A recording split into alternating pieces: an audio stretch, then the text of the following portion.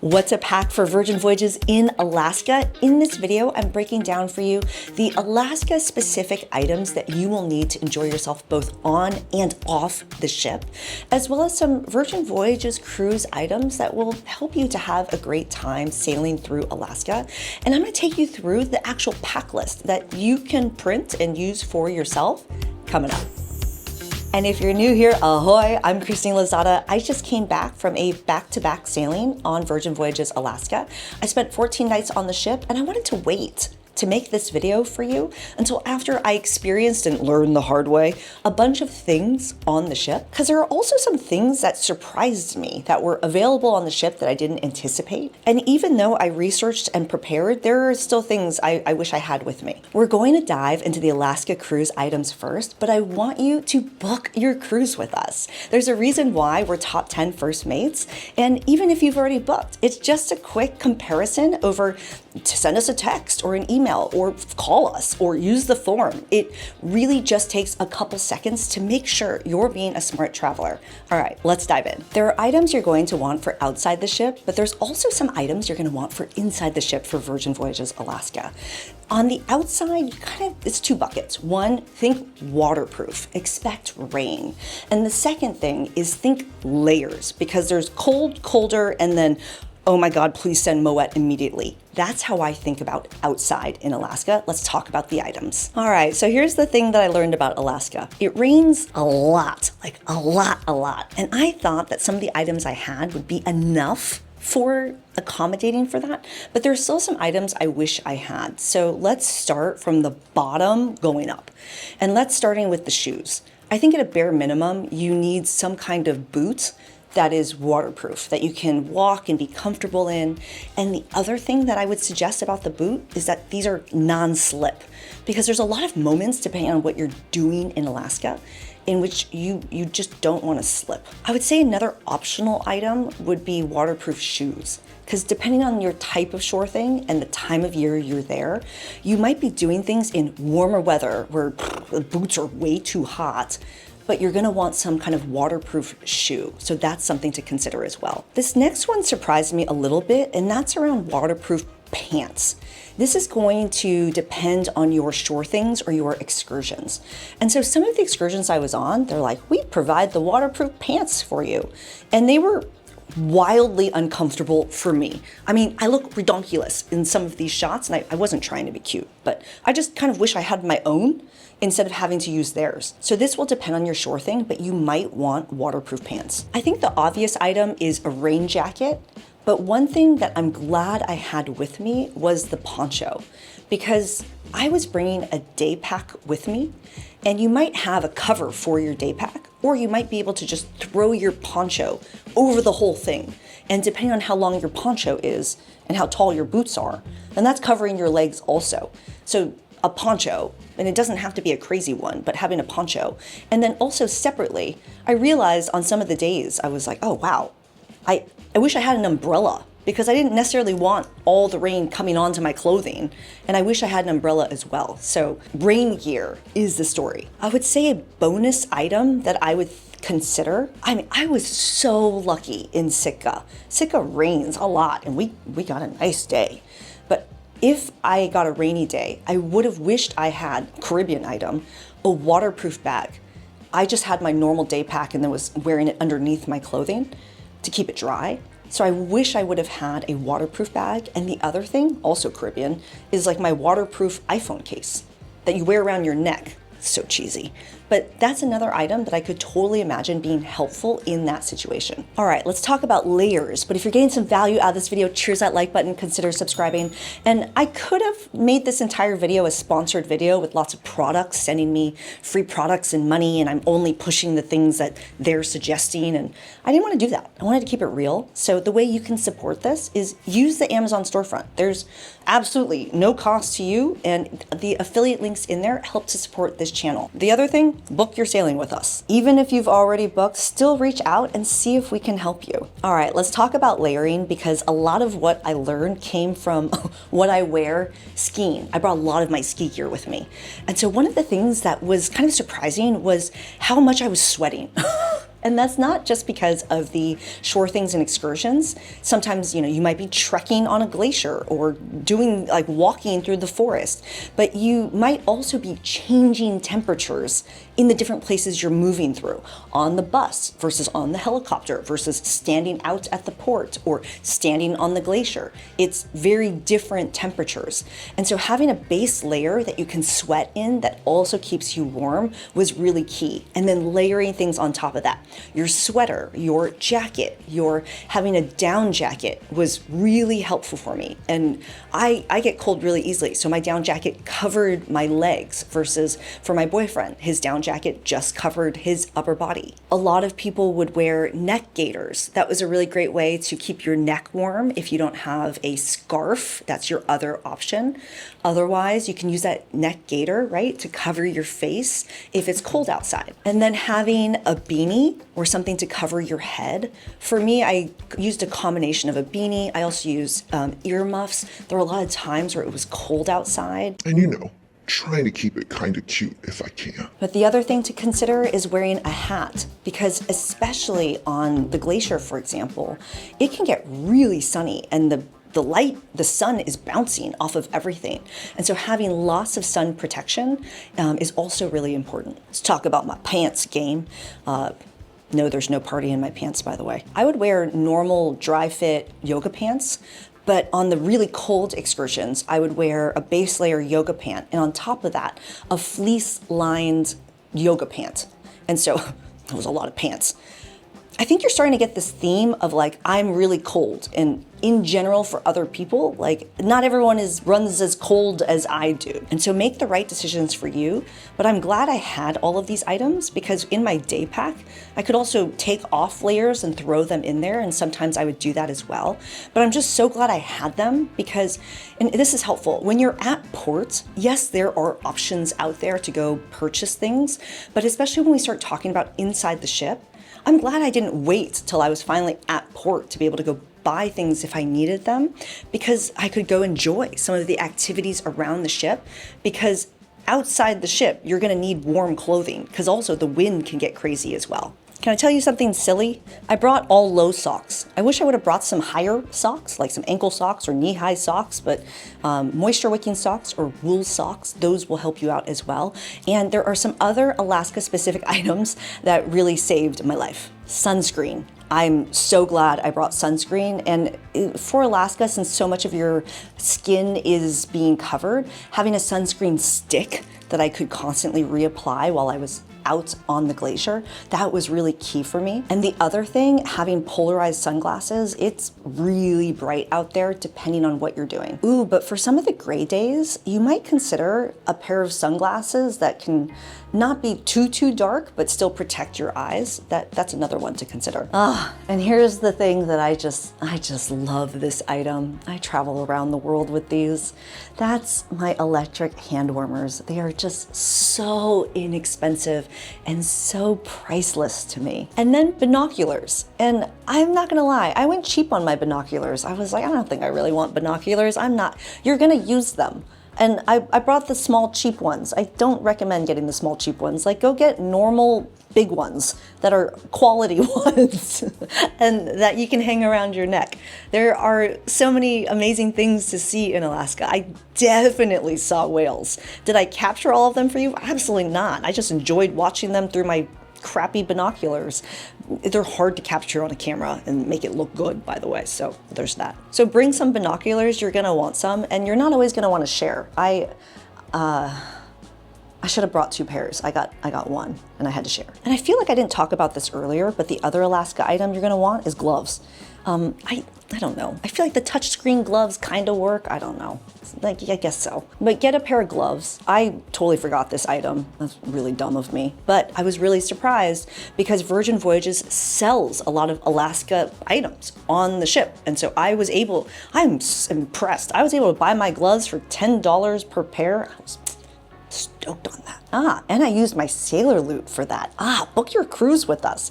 Let's see if we can get you some sailor loot. All right, I feel like with this shopping on the ship part, we can start talking about some of the items you're gonna need to pack for enjoying yourself on the ship. Because one thing I learned is that this cruise will run cooler than any other sailing I've been on.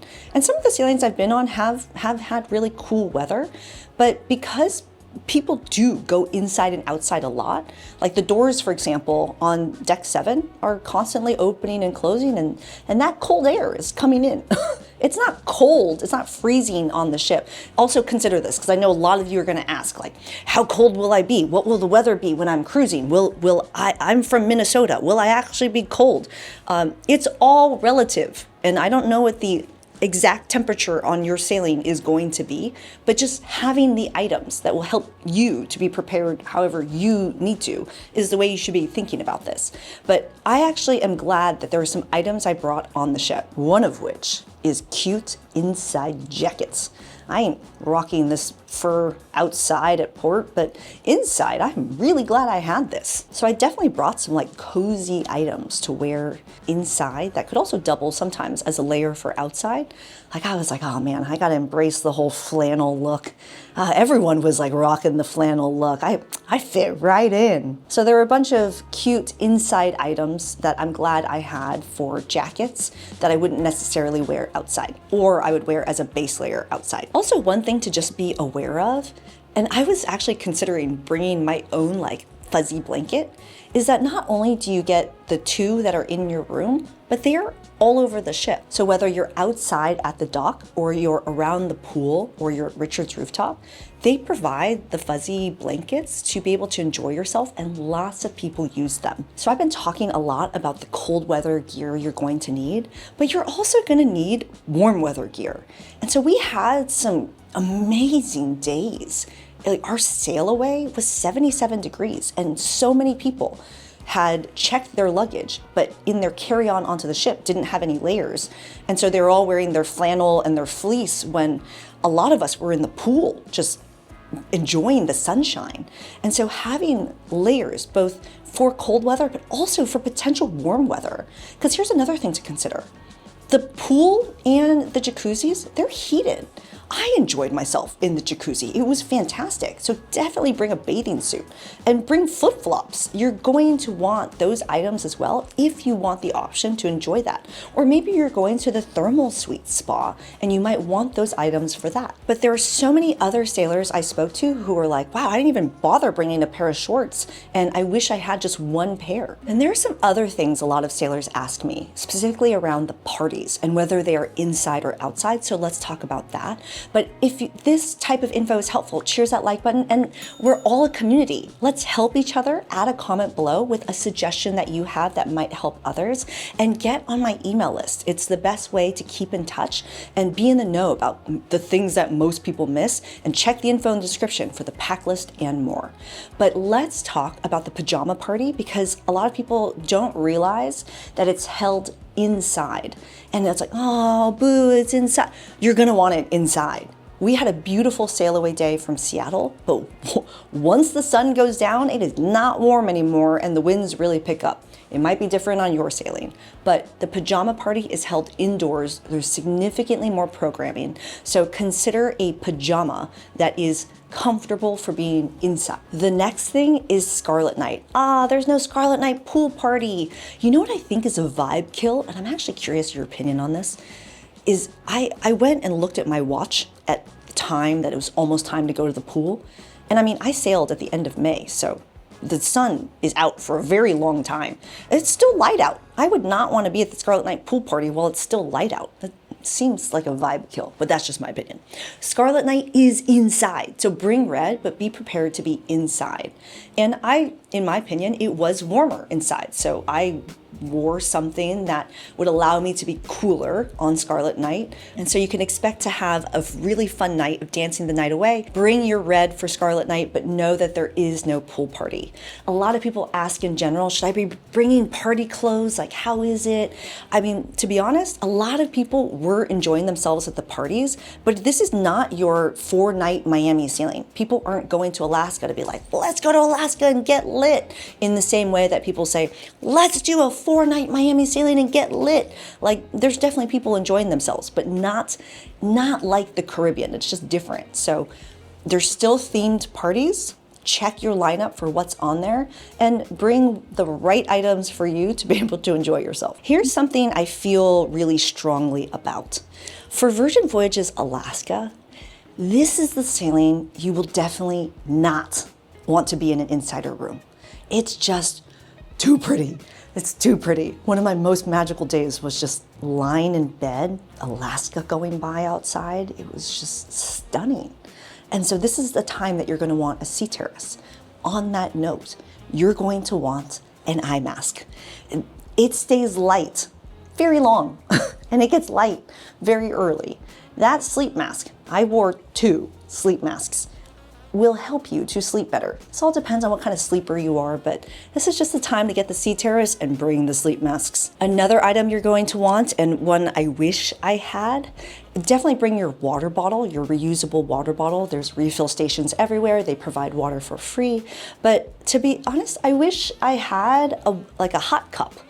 I was drinking a lot of water, so I didn't want to use my water bottle as a hot cup also. I wish I separately brought a hot cup because there are so many Alaska specific food and drink items. And one of the ones I loved was the salty otter mocha something, with or without alcohol. Both are fantastic. But there are a lot of moments where I'm like, oh man, I'm not drinking these things fast enough. And even though they're coming in, like the to-go cup with the lid, it's not keeping it warm. And so I wish I had the cold cup, especially for the moments that I would enjoy being outside.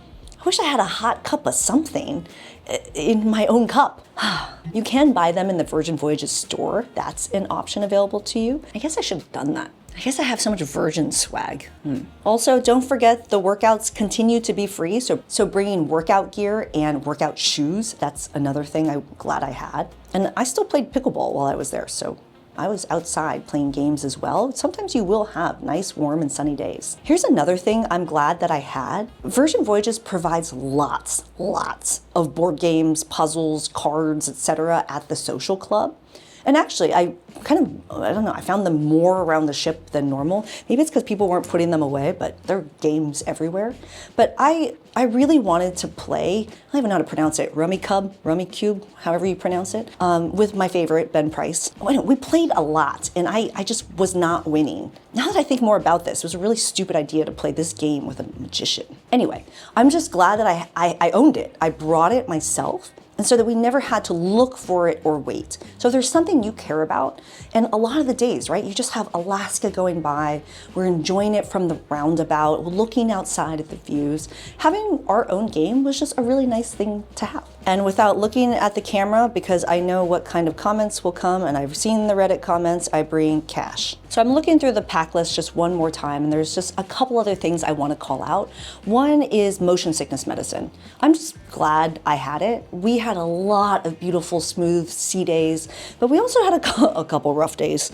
And I'm just glad I had motion sickness patches. I'm always glad I have them. I mean, they only cost a few bucks. Don't forget, this video is not sponsored. Use the Amazon list, please. More info is in the description. The other thing I wish I had, and this all goes back to your shore things and excursions, I wish I had insect repellent. The day that we were doing like a little trek or hike or whatever the heck we were doing, I got eaten alive by mosquitoes. Like, it was a for real feast for those guys. And I would say 2 other things that I brought that were helpful for me is a really good lip balm. I'm just glad I brought that. And the other thing is, even though Virgin Voyages does provide the shampoo, conditioner, etc., I'm really glad that I brought a really thick conditioner because that cold weather was just torturous to my hair. And the other thing I'm glad I brought, because if you're a rock star, they provide lotion in your room, but if you are a non-rock star, you don't have lotion in your bathroom, is I brought a really thick lotion because my skin was really dry while in Alaska. All right. That's what's to pack. Book your cruise with us. I'm Christine Lozada. This video is part of an entire playlist. Go get that downloadable. Go use the pack list and actually use it. Obviously, I made it. I didn't even use it. That's embarrassing. I had to go buy gloves. All right, see you in the next one. Ciao. All right, maybe I think the right way to do this is to ask you guys for some advice. What would you do? Because this is just the top question I get. People are always like, is it gonna rain on my cruise and will it ruin my vacation? And I'm always like, well, when and where is your cruise? And did the last time it rained on vacation, did it ruin your vacation? How would you guys answer that?